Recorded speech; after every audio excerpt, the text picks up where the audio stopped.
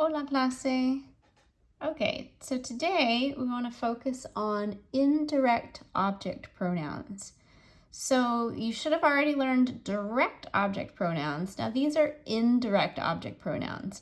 And so these are kind of one step more removed, I guess, if you want to think of how to explain that indirect. So when you're trying to find an indirect object pronoun, English or Spanish, take lightly on the English rules. I'm not an English grammar person. But so we want to answer the question to whom or for whom when we look at the verb. Where the direct object pronouns, we're answering the question what or who when looking at the verb. So notice we have that to whom or for whom. So that's kind of the idea, is it's just one step a little bit further back. So we're really dealing with people here. And so just like with direct objects, the goal, because these are pronouns, so it's not just an indirect object, but the goal is to replace that noun with a pronoun. Okay, so for example, if I say, and it's very hard to come up with sometimes a sentence without a direct object in it as well. And I'm just going to use one for now just to kind of give us an idea. So if I say, I buy the book for Juan. Okay, so if I break this sentence up in English, so we've got my subject, we have my verb, here's my direct object, right? So I buy what? I buy the book. Now here is my indirect object. So my indirect object, okay? So this is what we're working on. So the idea is, okay, I look for the book for Juan, I want to buy the book for Juan, I'm going to buy the book for Juan. I don't need to keep saying Juan. So I want to be able to replace him with a pronoun. Okay, so my indirect object pronoun chart.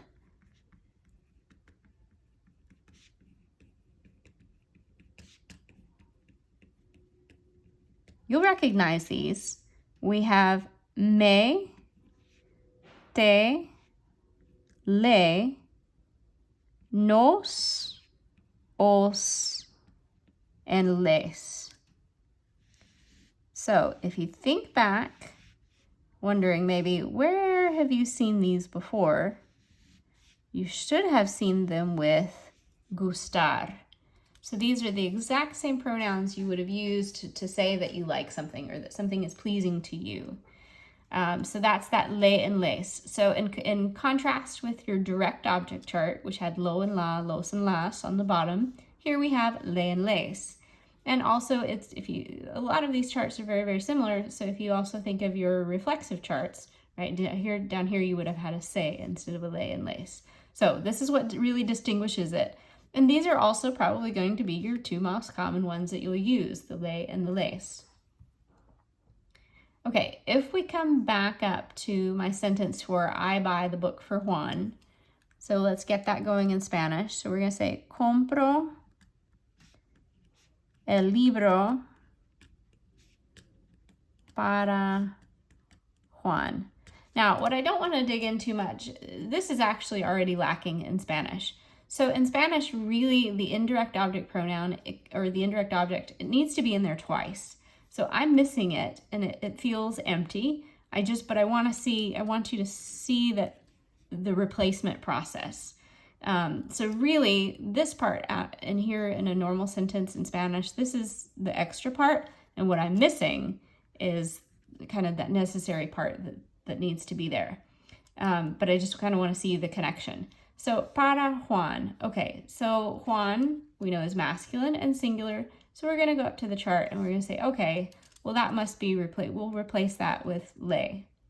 Now, just like with your direct objects, we're not going to leave it over here dangling at the end. We're going to throw this in front of that conjugated verb. So if we replace para Juan, it's going to be le, sorry about the typo. Compro el libro. So that is saying, I buy the book for him. I like to read it backwards or to move it around and say, for him, I buy the book. And of course, that's not the way we usually speak, but I like it because it lines up, right? So if I buy the book for you, it would be te compro el libro. Next chapter, we're going to get rid of the el libro and we'll be able to combine everything. So your rule then is your indirect object pronoun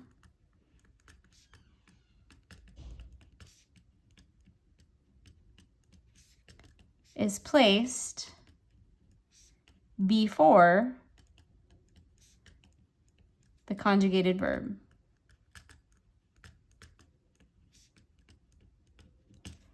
That's just like it was with the direct object pronoun. When you get both, this is actually going to come in front of the direct object pronoun.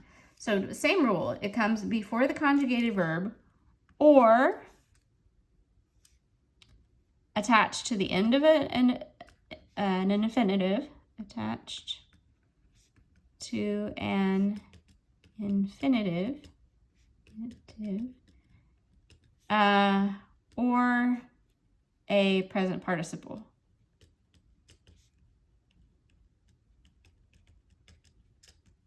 So you have those same rules. And then also the commands.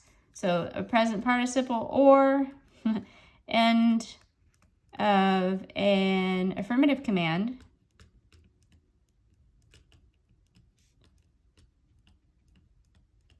but it would be in front of a negative command. So before the conjugated verb, also a negative command. Okay, so for me personally, this is really what I want to focus on. I want you to know that it goes before the conjugated verb. As you're working through your homework, you'll notice a lot. They'll do the commands, they'll do the infinitives, they'll do the present participles. So for me, for testing purposes, this is really what I'm looking for. Again, just know that your book is kind of mix it up all over the place and tend to put it at the end in all sorts of different places. So keep that in mind. I think it may cause a little extra confusion as you're going through your homework, but you can do it. Okay, so that is a quick lesson on indirect object pronouns. Oh, one more thing. So keys to be able to know what, so let's do an example here and let's put in do it like a fill in the blank. So if I want to say, I'm going to request something of my parents.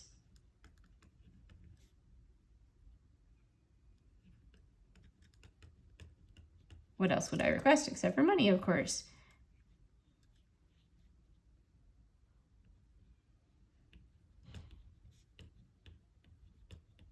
Okay, so this a mis padres, this is extra. So I'm requesting money from my parents, or de mis padres, you could say it different ways. So mis padres, I'm asking for money for whom or what, or from whom or what?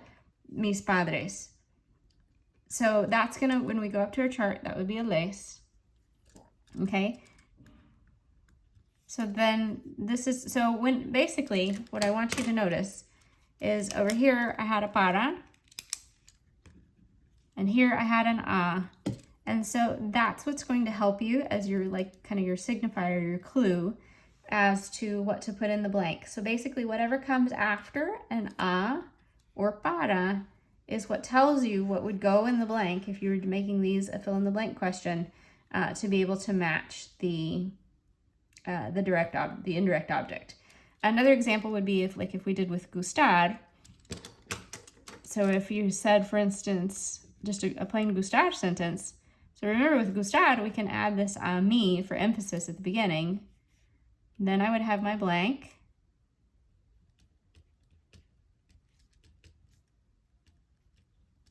So let's say I like dogs, or dogs are pleasing to me, right? So the dogs are pleasing to who? To me. So this a mí, this is redundant or for emphasis, right? But it tells you what's going to go in the blank here. So a mí me gustan los perros. So notice gustan is agreeing back this way with los perros, and a mí is agreeing this way. So again, look for that a or para to know what to put in the blank for an indirect object pronoun. Okay, hope that helps.